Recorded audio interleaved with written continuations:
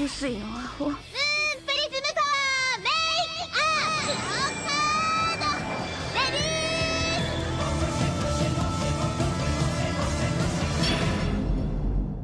Welcome to Shojo Tell, where we discuss shoujo manga and tell who's hot and who's not, talk about themes, and just generally geek out. Today, October 3rd, 2020, we'll be shoujo and telling about All My Darling Daughters by Fumi Yoshinaga. I'm your host, Ashley McDonald, and I'm joined by my boytoy, Asher Sofman.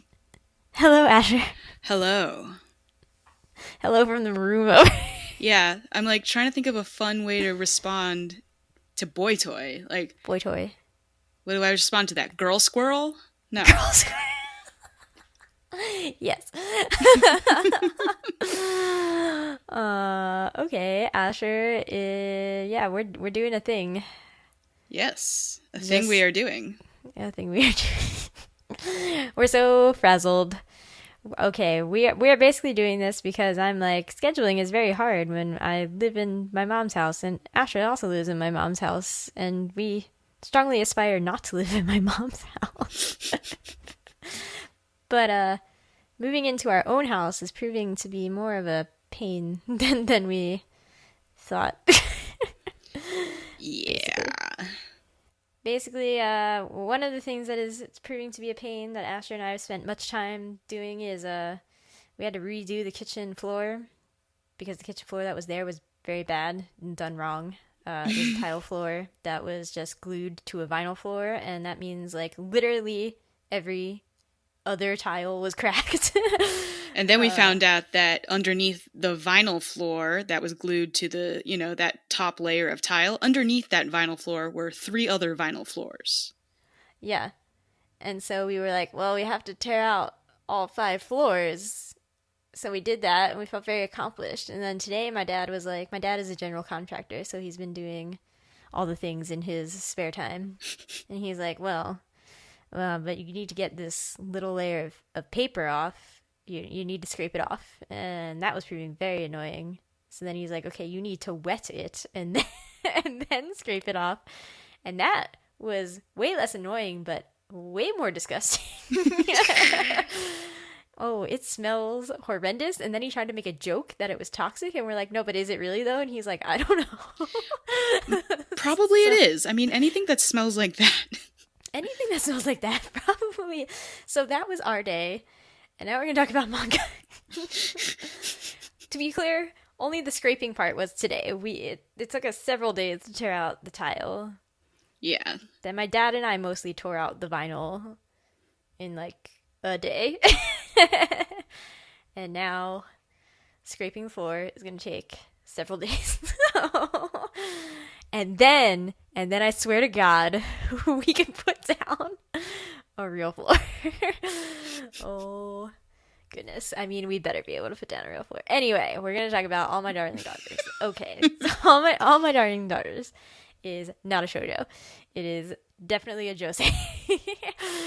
And it is actually a collection of short stories. They're interconnected stories, but they are separate stories. And it came out in Japan in 2003, and if I am to believe Barnes & Noble, it came out in America in 2010, but don't quote me so hard on that one. And the artist and writer Yoshinaga is probably most well known for the series Oku, The Inner Chambers, which I know very little about, but I have seen multiple times. And I know that it is pretty long as far as I'm aware. I guess I can look that up. I still have that page open. Yeah. It recently ended, which I think I did know. That's why I was like, oh yeah, I should probably do that. But it's 18 volumes, so yes, fairly long for a shoujo. That is pretty long for a shoujo. Or is it a shoujo? Is that one a josei too? It is listed as demographic shoujo, so we're gonna go with it. All right. Pretty long for a shoujo. Yeah. Is there anyone listening to the podcast that maybe doesn't know the difference between shoujo and josei? Maybe. You want to explain? I think you better explain. You explain it better than I do. Okay, well, all of this is made up demographic nonsense to sell magazines, first of all. So, but shoujo is largely targeted at younger girls. teens and younger. And josei is much more about and targeted at older women, probably actually more the age that I currently am, like 30. Yeah, typical josei protagonist having a quarter life crisis. Older women. Just listen. Grown up women. Listen. The word is grown up. Listen. No. Shh. There's nothing above josei, as far as I'm aware in the demographics of manga. They're not trying to sell manga to old ladies is almost certainly the truth behind that. Yeah. Oh my god, I can't wait for that to change as we get older and they're like, oh, look at all these old people reading the mangas. We'll see. Anyway, Asher. Yes. What is All My Darling Daughters about? I mean, it's hard to say what it's about since it is 5 different interconnected stories. Like, what would I say it's about? It's about love and growing up. Not all the stories are specifically about mother-daughter relationships. It is about how women grow up and sort of the bizarre conceptions of what relationships and life should be like that women have to grapple with as they grow from girls into adults. Does that sound fair? Yeah. And I would say that there are 2, through protagonists, which is the mother that we are initially presented with, Mari, and her daughter, Kyoko. Is it Kyoko? I think it's Yukiko. Yukiko, God. I have consistently rearranged all of the parts of her name. Yukiko. Right? Yeah. They're No. Yukiko. Yes. Yukiko appears to be sort of not the narrator, but the perspective character for all the stories. They are either being told to her or revolve sort of around her. With sort of the exception of the 4th story where it switches suddenly to somebody else's perspective, but it's because she's going to write a letter to Yukiko. I found it jarring and confusing. I was like, wait, whose name is what? Oh, I mean, frequently throughout this, I was like, who is in the what now? Right. I'm confirming, yes, her name is Yukiko. Okay, excellent. I also thought that she might have been a stand-in for... I thought this was potentially autobiographical work. It is not, but it feels like it could be. It feels like it could be. Yeah. Sure. I do not believe we normally answer the question, what is our level of familiarity with the series, but I don't think either of us was actually familiar with it before reading it for this. Not at all, no. No. And we picked it because I was like, this is a short thing that we can do while we live in my mom's house. And Yoshinaga apparently was nominated for an Eisner Award at some point. So I was like, okay, Yoshinaga is a big deal, so we can do this. So we will answer the question, would you recommend this? Yes. Yes. Are you going to give the content warnings here? Sure. There is abuse there's different types of abuse. I think it's several of the stories. Yes. If not all. Maybe all. Yeah. Even the third one? With you could make a case not for her or her family so much. Oh. Yeah. Yeah. So different types of abuse, some physical, some a lot of emotional. Very much a lot of emotional. There's also in the second story a teacher-student relationship that definitely needs to be warned for. It is sexual, and no, Asher warned me, and it was still not enough of a warning. So we're hardcore. We're warning you right now. Okay. Yeah. She's not underage. It's college. It's university, but it is teacher student, and the escalation is immediate. Okay? Yes. And like it's also complicated. The kind of power imbalance is weird. Yeah, that story was definitely the weirdest. Yeah. What other? I mean, abuse of power. That's those are the warnings. Yeah. Okay, so why would you recommend it despite all those warnings? It is rated older teen, just to be clear. Like, it does try to warn you on its own that it's like, don't read this unless you're like, 17 or older, whatever. Right. I recommend it because it addresses these things with a level of like honesty and reality that I am still not used to in manga. These things are not like made dramatic for shock value. They and all the characters are very human, even when they're most weird. That's when, yeah, for sure. And it's a really good depiction of how messed up notions get not always passed down, but stuck in people's heads as they grow up, and how those messed up perceptions then also grow up, not necessarily in good ways. No, I think it's, a really good short manga. Just, like a content warning, I think should never scare you off a manga unless, you know that you cannot grapple with that content, Yeah. It's like, oh, okay. And just be on the lookout for this. Like, this is here. Be aware. Yeah. No, I just really do think that, when you warned me about the second story, I was like, how bad could it be? And I was like, oh, okay. It's just like, there's no build up to it. It's no. Just, oh, okay. No, yes, it is right there immediately. Yeah, and I would say that because it's the second story, like, the first story is very hard because you're like, okay, I'm trying to like ground myself, in whatever this story is trying to tell me, right? And then, the second story is that. So then I was like, all right, I'm not in love with this. But then I do think that the last stories definitely were really powerful. Like, especially the last one. I was like, oh. The last one was really good. The last one, I was like, oh, God, I understand everything. I know. I was like, I feel like the secret of the universe has been told to me. Yes.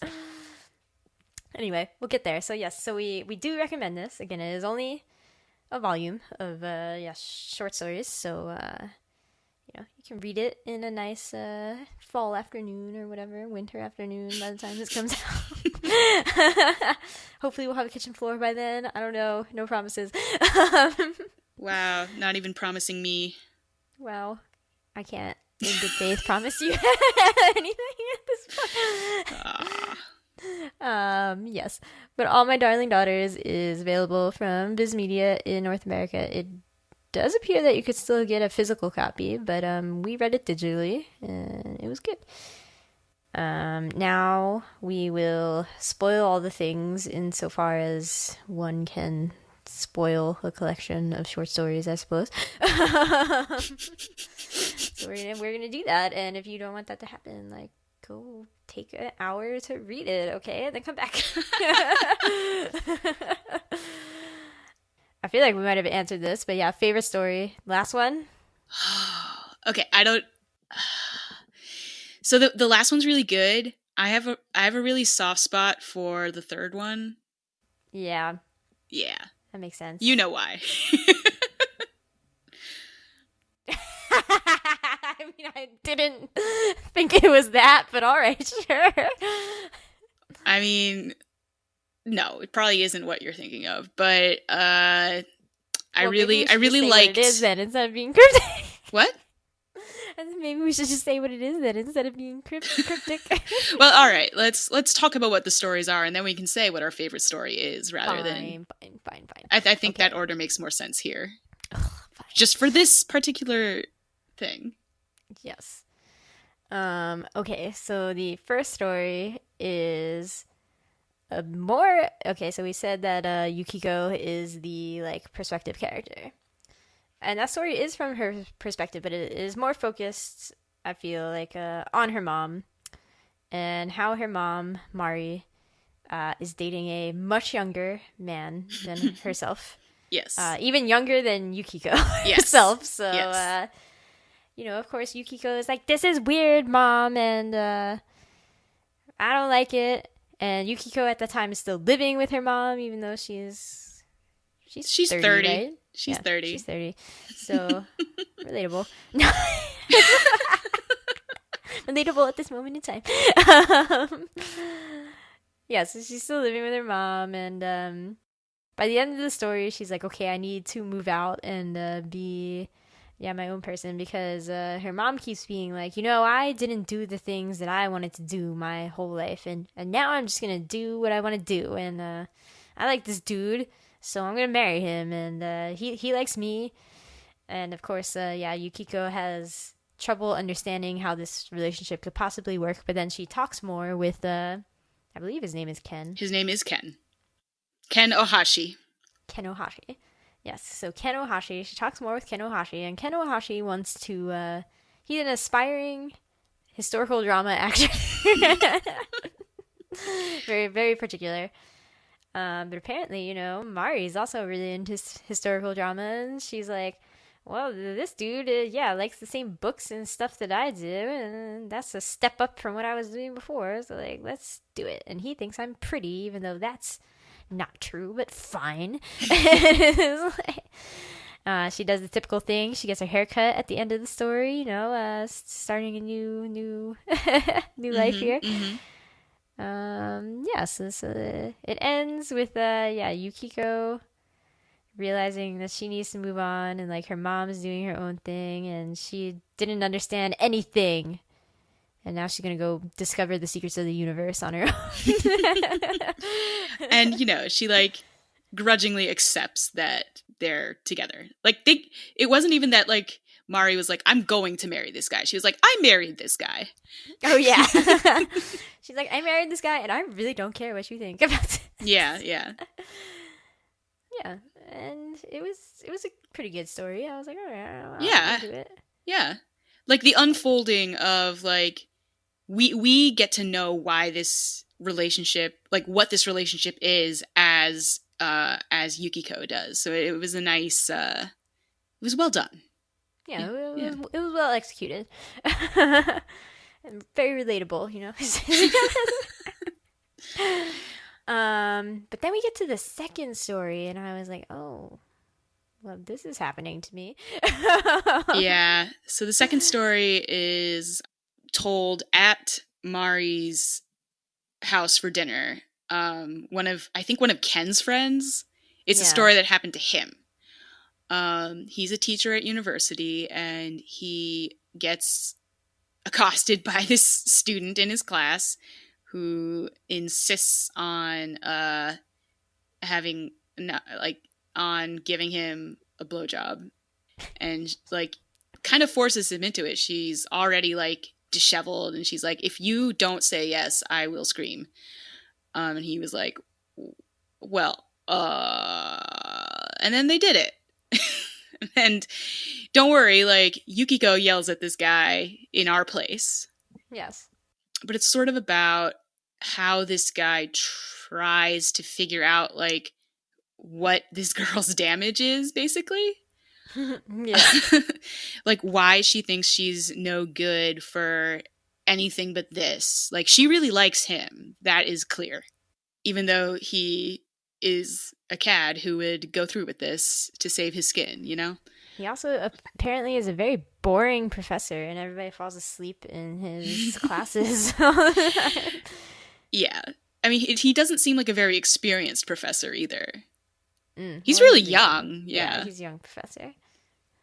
And he sort of realizes, okay, like no one has ever given this girl any sense that she's good for anything, and her previous relationships have just been garbage, and she's learned all these terrible things. So he finally is like, no, let's stop this, date me for real. And she broke up with him.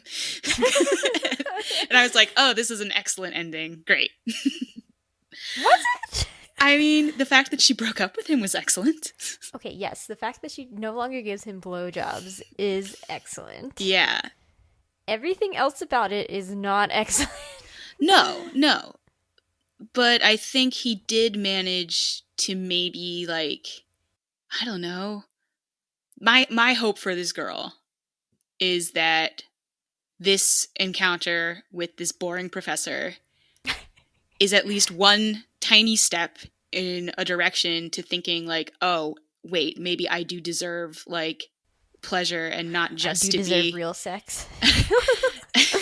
No, that she deserves to, like, she deserves for other people to value her, and she deserves to value herself. Just this first baby step in the most horrible way, but it's still not, whatever she had before. Yeah.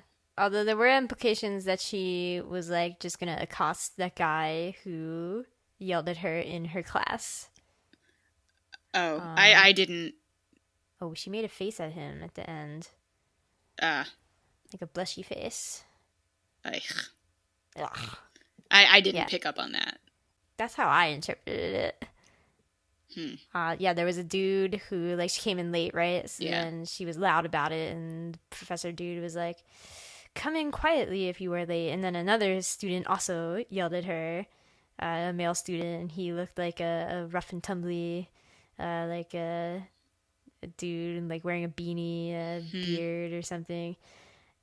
And yeah, but then, like, he turns away, and she, like, makes a face, like a cutesy face behind his back, basically. All right, well, maybe that's not a good story then. This story I struggle with too, because it did feel like the most disconnected, like, All the other stories are more like friends of Yukiko, or like direct relations of Yukiko, and from the perspective of another female character. But this one was very much like, the not connected to Yukiko except through this new dad that she is younger than her, right? And not from the perspective of the female character in the story. Absolutely, I agree, and I also feel like it helps round out the other stories to have this one massively uncomfortable story from a male perspective, and to see the male recognition of terrible female pattern, like female like the thought patterns that get ingrained into young women that are usually to men's benefit. So, like, yeah, it's definitely, my least favorite story in here, but I also feel like it has its value in the set. Interesting. My funny thing was that the talk about how he was coerced into it, right? But he's still wrong and all these things. And how he has another coworker who got in trouble for being coerced by a female student. So again, it's one of those things that's very tricky, especially in our Me Too era stuff, to take a little bit. But it was very funny because he was like, well, my coworker got sent to America. Right. But he didn't get fired. Like the recognition in this story of the power structures that are still in play despite this coercion, I thought was well done as well. It's true. It's not saying, like, both of them are wrong, right? Yeah. It's not letting the dude off the hook. Like, exactly. Very clearly, it's like, no, you are digging yourself into a hole. Yeah, you need to stop. Exactly. Yeah, I guess I was like, okay, this feels the most disconnected, and I feel like it didn't come to a great conclusion, right? And I was like, man, it's hard. It's hard to take. It's hard to take. Yeah. Okay, but then we get to apparently Asher's favorite story, which is actually a 2-part story following Sayako, who is one of Yukiko's friends. Sayako apparently is very pretty. Everybody in this story acknowledges that Sayako is very pretty and nice and all these things. So they're like, why haven't you gotten married yet, Sayako? Like, what are you waiting for? Every dude would fall over their feet to they trip over themselves to marry you. She's very perfect. It's yeah. And she's like, oh, okay, I guess I should make like a concerted effort to try, right? So she goes to her aunt, right? Aunt? Yes, her aunt. Yes. So she goes to her aunt and is like, okay, aunt, I want to go on some arranged marriage meetings. And her aunt is like, okay. So she starts doing it, but then, she breaks off most of them. Because most of them suck. There's always something that comes up, and she's like, red flag warning, no, reject. I reject this dude. But she meets one guy who she's like, oh, actually, I like him. And of course, he's the most disapproved of by her aunt because he has he got in an accident. So he walks funny, so he has a disability. Can walk on his own. He just has a severe limp. And there were some other things that came along with it. It wasn't just that he couldn't speak loudly, so his mom did a lot of the talking for him at the initial meeting. Right. There were a lot of like things that turned off Sayako's family, but then she liked him and the way he was in person because she's a very gentle, thoughtful person, and he was also very mature and gentle in his own way. They were really cute. Yeah, and they seem to like the same things, And so they had a similar worldview thing going on there. So you're like, okay, Sayako's gonna get with this dude. No! Then the second story comes along. And her aunt is like, all right, you've met him 4 times. You want to marry him or not? And she's like, that seems like pretty extreme. I've only met him 4 times. Right. So she looks inside her heart and is like, okay, no, because I didn't feel like, that overwhelming spark thing that you're supposed to feel with love. And there is a through line through these stories. So there's... Her grandfather is in the background throughout this, and he apparently instilled in her the lesson that he's like, listen, you must not discriminate against people ever. You must treat all people equally, because apparently he's a Marxist. Like that's like literally he's a Marxist. That's the he's an equalist from Legend of Korra.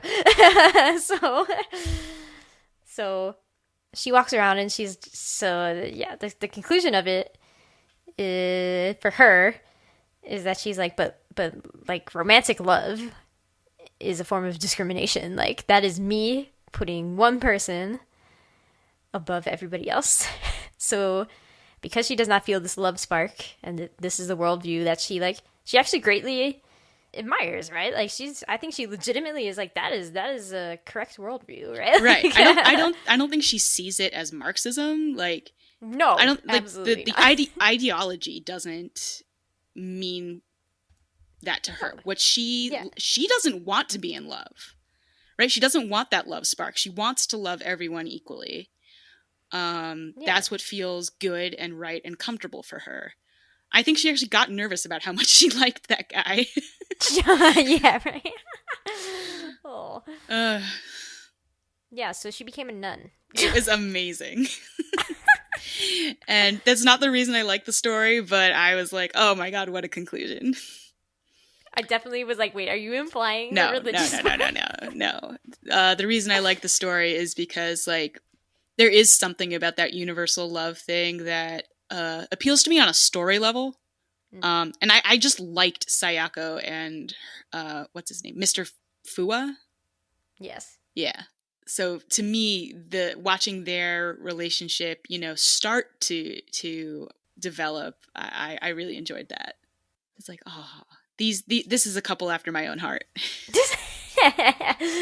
Yeah, they were really cute. I thought it was interesting. Yeah, that it was framed in like this a Marxist Catholic dichotomy sort of way where I was like, maybe Sayako is just like aromantic, you know, I asexual. was definitely hoping she'd be a lesbian at the very beginning of the story. I was like, well, there's got to be a reason that she doesn't have a boyfriend. But 2003, no.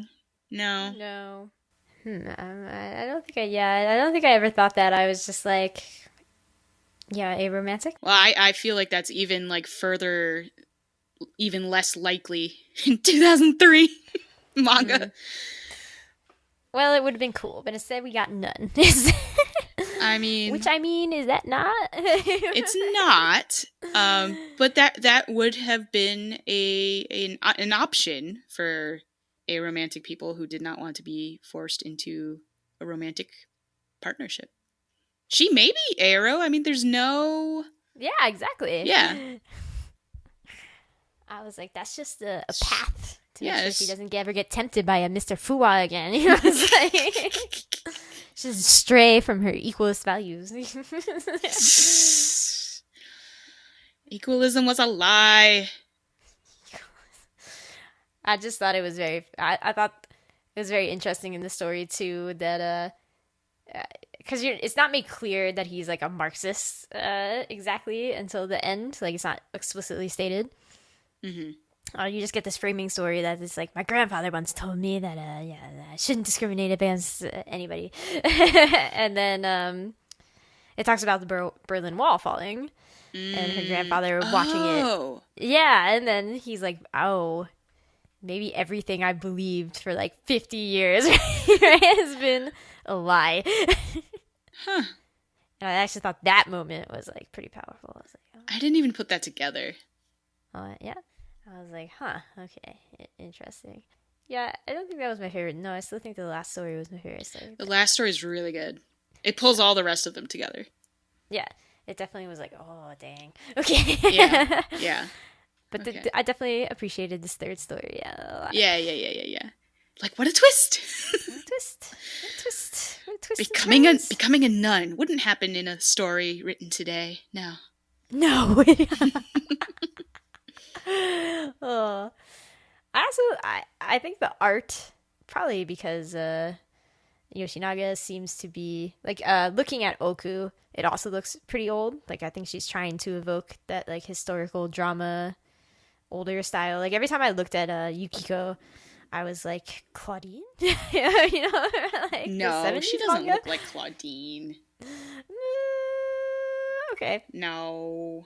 But yes, she does. Yes, it does have that like sort of older manga look. I wouldn't compare it to Claudine. No, that's a very that flowery style is it's its own like thing. The eyes aren't there, but like oh, the hair, hairstyle and maybe, stuff. Yeah, maybe, yeah. So it's definitely going for old timey feel. Yeah. Okay. So the fourth story is the one where it does have the confusing perspective shift in the middle. I'm trying to remember what's the like impetus for Yukiko writing them letters. It was she got married. She married her boyfriend. Right. I think, but that was just sort of the excuse for her to write the letter. That's not why she wrote the letter. Oh, yeah, wait, no, okay. Yeah, she wrote the letter because her and June get married. And they live on their own, but they're both working people. And so very relatable things happen. Menfolk. Oh, that's right. Oh, yeah. Menfolk don't do half of the housework or whatever. So she starts to get mad about it. But her friends, like her present-day friends, are like, why are you complaining? At least he helps at all, you know? Like they have partners who don't do anything, basically. Right. And then she remembers her old friend Saiki, right? Makimura. Oh yeah, Saiki. Makimura. No, yeah. Saiki is the perspective character that happens eventually. Yeah, Makimura. So she's like, yeah, I remember that girl. She was so full of like spunk, and she was all like, I'm gonna never, No, she married. as a middle schooler said men never do work; they only help. I was like, whoa, out of the mouths of babes. Out of the yeah. And she's like, someday I'm gonna manipulate the system to do what I want and stuff, right? Right. She was gonna work as in the private sector until she retired. Even though they kept talking about how in the public sector you get guaranteed wages and blah blah blah blah blah. And so they were like, wow, this girl is so full of spirit and gumption and crazy feminist nonsense, right? So she's like, man, I want to write to the Yukiko's like, I want to write to them to tell them about my life and see what they're up to. But she writes to two of them who she departed with basically in high school. They went to different high schools. And so then it switches to the perspective of, I believe, is Saiki. And so her remembrances, I don't know, friend people. Names. I really couldn't keep them straight in this manga. This switches, and it goes through like all the twists and turns with Makimura. Not at all fulfilling the dreams that she espoused as, a middle schooler. But the dark twist of that is that they realized that she was being abused. And that's why she moved out of her house when she was 16 to be like, I'm going to go work. I'm not going to school full time anymore. And she's like, I'm going to become an editor. She fails at that, becomes a part-time worker at a pub. Was like, I'm going to go get my high school GED Japan equivalent, right? Yeah. And apparently didn't do that. And so, then she's going through a bunch of things. And then she's like, I'm writing a novel. Didn't write a novel. Relatable, again. Very relatable. Very relatable things happening. And eventually she gets married and becomes a housewife, which is exactly what she said she would never do, right? But they realized that she was being abused by her dad, which is why, she had all her problems and was desperate to leave at the age of 16. And to me, I was like, yeah, it seemed pretty obvious when she was like, my dad comes and sleeps next to me sometimes. Like, that's pretty weird and creepy. Right, yeah. It's obvious to us as adults. Oh, yeah. Who have had a lot of training to look out for this in stories. Like, we know these middle schoolers who have different stories than we do. Like, we're warned about these things. Like, yeah. We're not in the same age group as the author. Right. The author's older. I guess the narrative contrivance that I appreciated was that in the beginning, Makimura, like when Makimura is doing her whole feminist rant, but in Japan they don't have feminism. Ha ha ha ha ha. Okay. Definitely something I thought about while reading the story. Anyway. Silly internet trolls. Anyway, Makimura in the beginning has an eye patch. Yeah. Which is a fairly common thing that you see in Japan for like eye things, which I don't feel like we see as much in stories or anywhere in America, even though surely we must do some similar treatments sometimes. No, we just tell you to put frozen peas on your eyes. Yeah, we just suck it up here. We don't have healthcare. Put a steak on your eye. Yeah.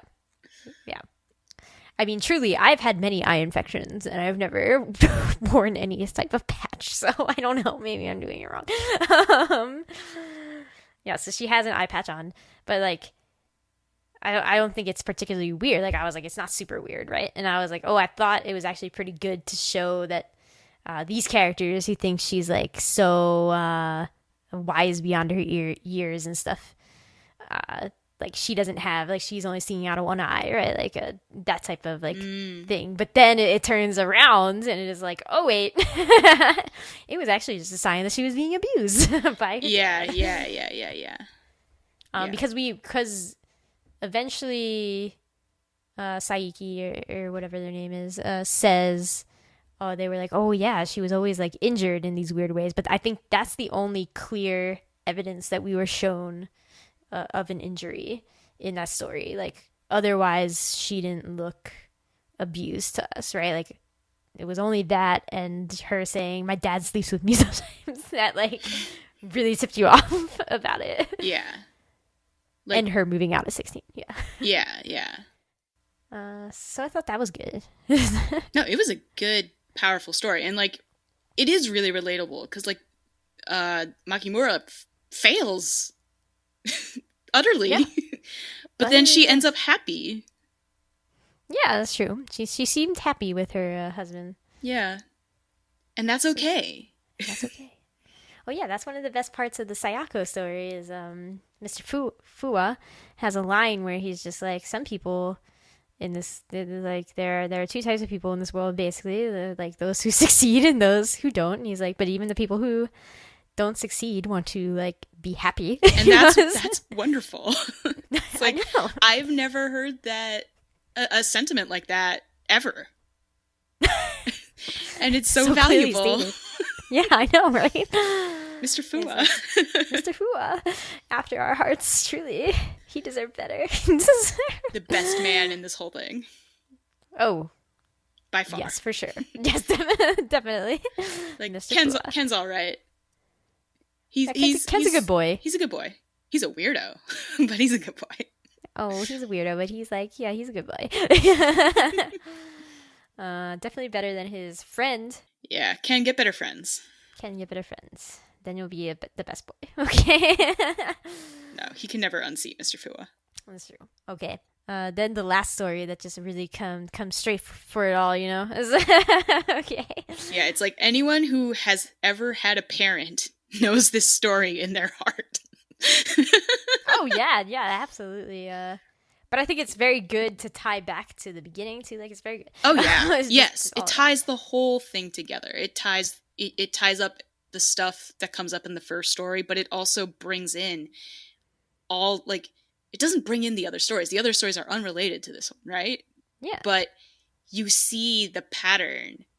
Like, you understand. Exactly. Shoved in here. You know how all these other girls and women ended up how they did.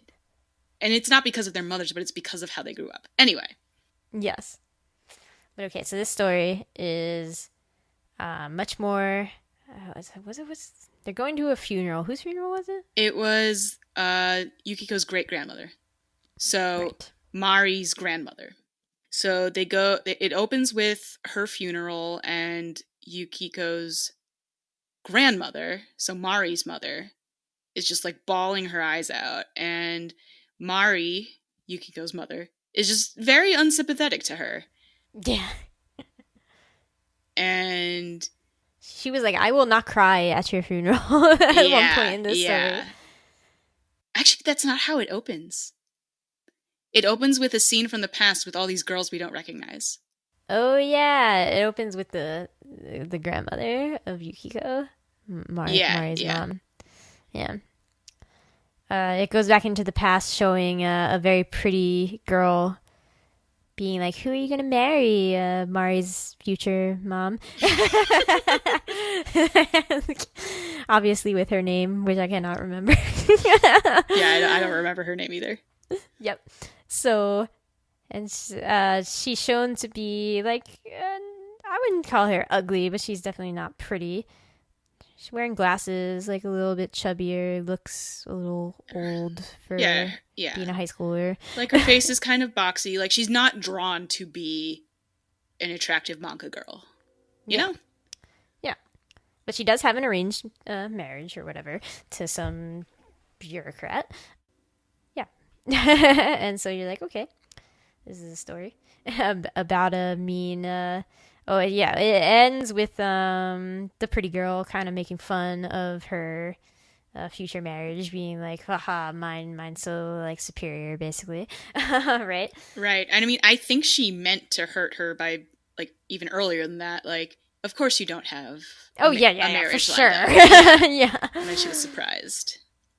Yeah, so she had to recover and find something else to be mean about. Right. Well, I just go back to this moment because, like, it ends up being important. It does. This was a formative experience for Yukiko's grandmother. So back in the present day, there's this funeral. We find out, Mari's relationship with her mother is strained. Her mother always seemed to favor her younger brother. And, this is very common, Yeah. anyone with a sibling knows that story too. Asher doesn't know anything about this. Go on. So we find out that Mari's mom never called Mari pretty and was always, actually actively putting down her looks. And, but said in particular she was buck-toothed. Yeah, and not clear-skinned and yeah. And this actually came up earlier in the first story that Mari didn't see herself as pretty. And that her flat denial is one of the reasons Ken it was one of the sort of things Ken first noticed about her as that set her apart from. We didn't even mention this. Ken worked as a host. Oh yeah. Yeah, he was a host club. He was a member of Oron High School host club. He wasn't in high school. Come on, he's 27. Yeah, he was a real host. He was a real host. And that's how they met. That is how they met. We should have mentioned that. That makes, it makes Yukiko's suspicion of him much more understandable. No, her suspicion of him was valid either way. Sure. He's a weirdo. But yeah, it all sort of, we see, the experience growing up that made Mari so, I guess, hard about certain things, but also so, honest with her daughter. Mm. The basic understanding is, Mari resolved to be a mother completely unlike her mother, even though her mother insisted that she wasn't playing favorites and that she just she wanted to discipline Mari and her brother Tsutomu differently. It has to be different for boys and girls, which is dumb. But whatever. And then Yukiko goes to hang out with her grandmother, so Mari's mom. And she actually asks, because she's looking through photo albums. Yeah. And she asks, oh, hey, this is a cute picture of mom as a kid. And why did you always put down her looks? Yeah. And the grandmother's because I didn't want her to turn out like the pretty girl at my school who put me down. Yeah. There was a moment when Mari was a child and some rando said, "Oh, what a pretty girl." And Mari gave a little twirl and gave this fake this practiced smile and said "tee." That just immediately triggered her mother, because she was this is "Oh the my proper God." use of the word triggered. Yeah, it's you are turning into my daughter who I birthed and am raising and am trying to be a good mother to, is going to turn out like that pretty girl who was so hateful. Yeah. I refuse to let this happen. So she just never, ever let Mari think that she was beautiful. And then you also get to see stuff with Yukiko from her childhood where it was she's I was trying on basically a fancy kimono. But she's always been I'm not pretty either, in different ways than her mom. Right. She's her shoulders are too square and her face is too I don't even remember, too boxy. I don't know. But her mom was "You look cute." When she tried on a fancy kimono, she was "This kimono doesn't suit me at all," and her mom was "Nope, you're perfectly adorable," basically.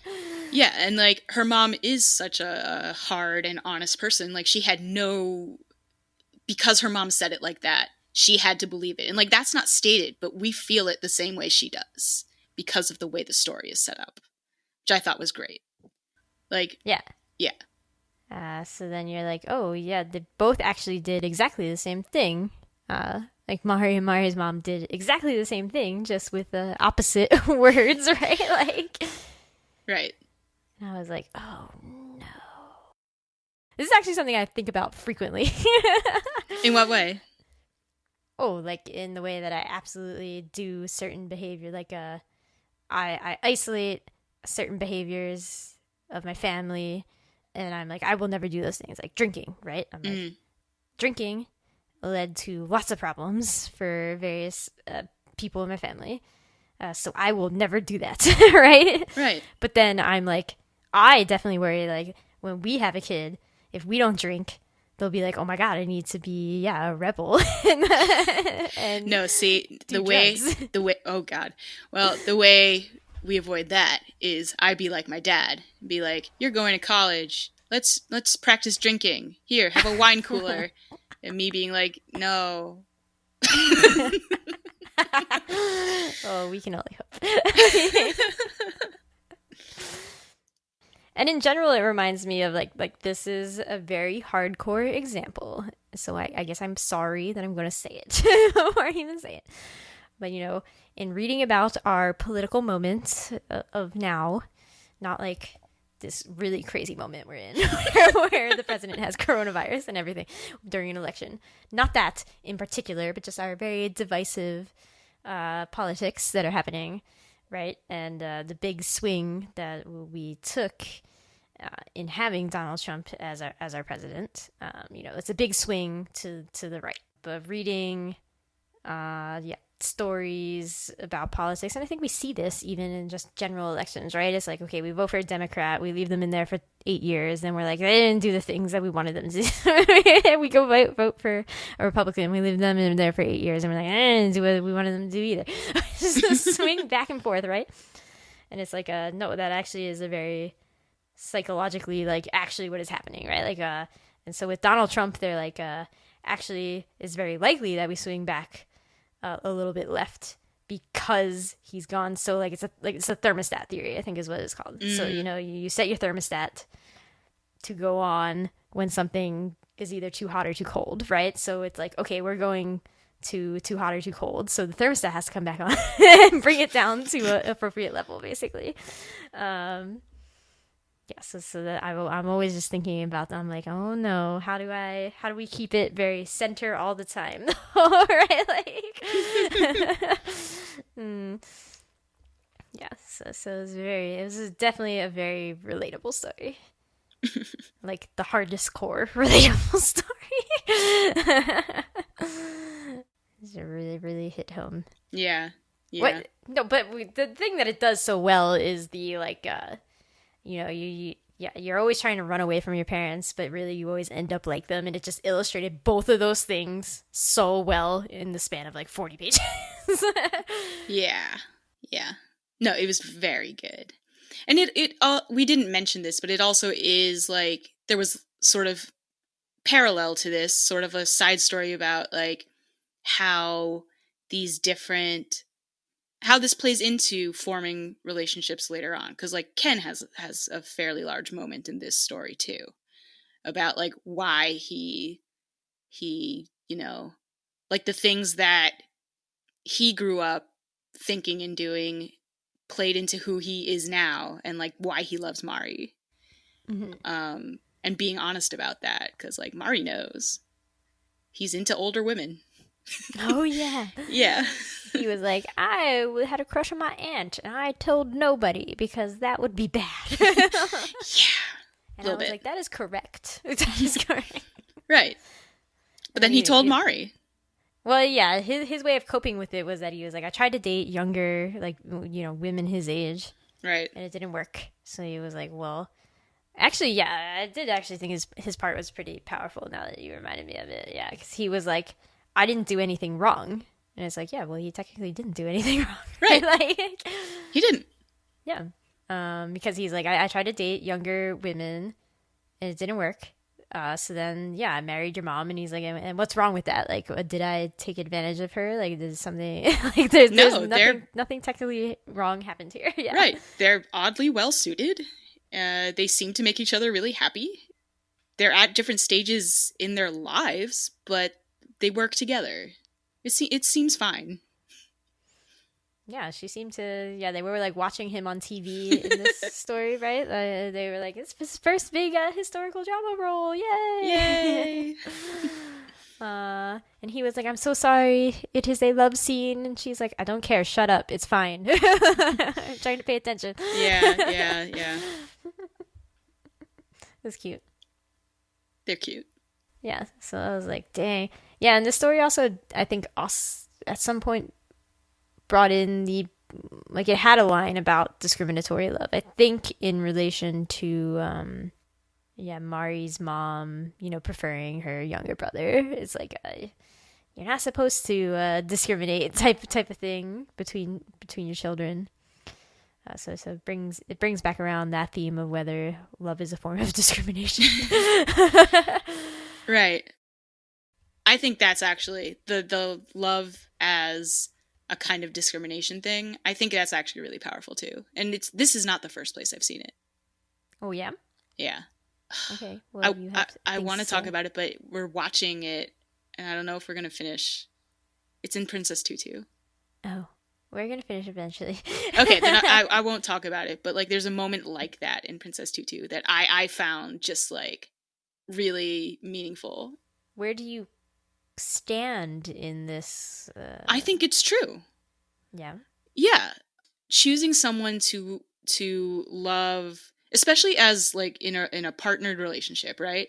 A romantic love is asking someone to be not only to be special to you, but to see you as special, right? Yes. So yeah, that's not something not something we have been taught to ask of more than one person. And even if it is more than one person, right? Like there are poly people. Yes. Or you can have more than one great love in your life. Right.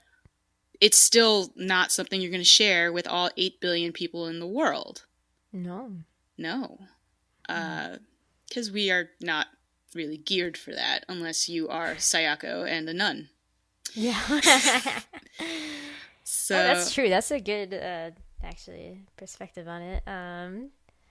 She's forced to love everyone by not loving anyone. Really. Right. It's like, is that love? I think it's a different kind of love. Because that sort of all benevolent feeling can also be a kind of love, I think, but it's not the same kind of love at all as wanting someone for your own. Yes. I'm very discriminatory. I know. You. I'm aware. Yeah, so overall we are A++. A+. Take away a plus for the second story. On this short story collection. Yeah. This is a good manga. Worth $10. Absolutely. And worth a reread also. Oh yeah, I think because definitely I try purposely to go into most stories knowing very little about them. Mm-hmm. But it definitely makes some things harder to like get into and follow immediately than others. Yeah. I think having read the 5th one, it would be interesting to go back and read the first story. Oh, yeah, for sure. Oh, man, it's just, this manga really encapsulates a lot of things very well in the span of 200 pages. Yes. So, we did it. We talked about a manga. We did it.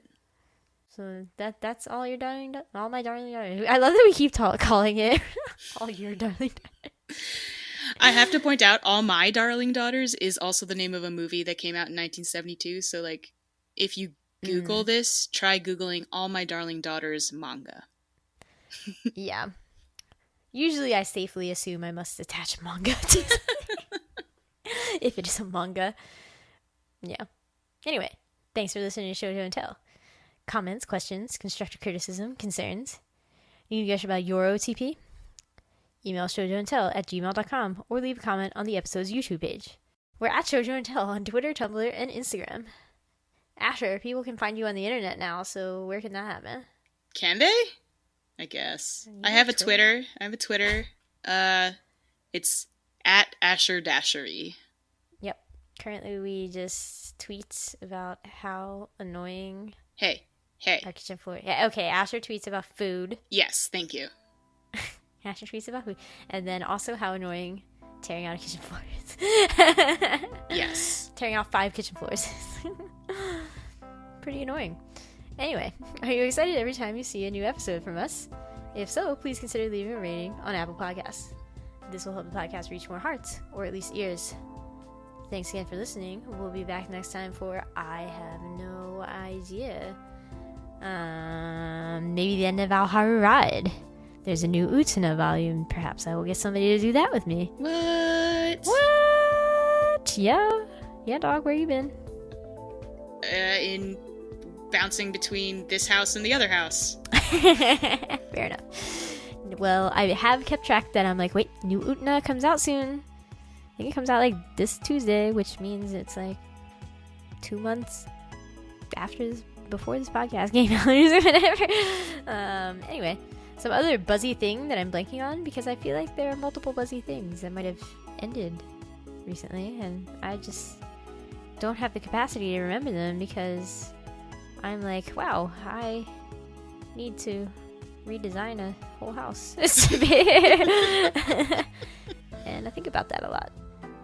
Among the trash fire that is the world and work things. Yeah, so truly a saga that we are 2020 is a saga that we are living through, and I do not know. I cannot guarantee the future. It is very confusing. We'll figure it out. We will figure it out, assuming that we don't die of the coronavirus. Stay tuned. Assuming we don't die of the coronavirus. Bye. Bye.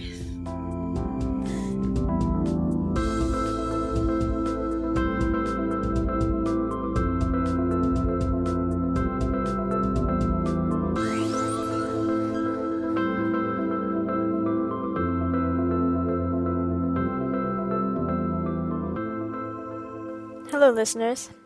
This is Editor Ashley coming at you from Futures Past.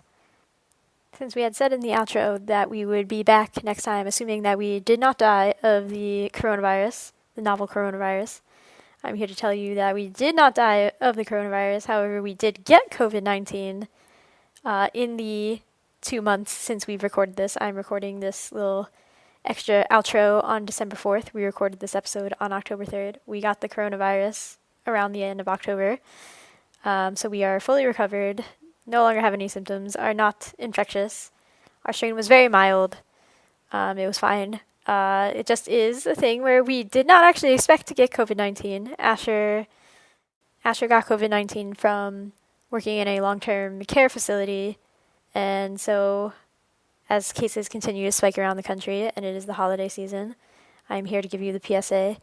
Because I work from home, and I thought I was very safe, and Asher only works at this place once a week, and I thought it would all be good, but that was wrong. So PSA, please continue to wear your mask, stay away from people as much as possible. Do not give people COVID-19. That's a bad winter holiday present. Vaccines are on the way. Please stay safe. Let's hope that we can all pull through this together. We will be back next time for either Tokyo Mew Mew or Pet Shop of Horrors or possibly Socrates in Love. Those are the real answers this time. I'm pretty sure one of those 3 will happen. Stay tuned. Until then, bye.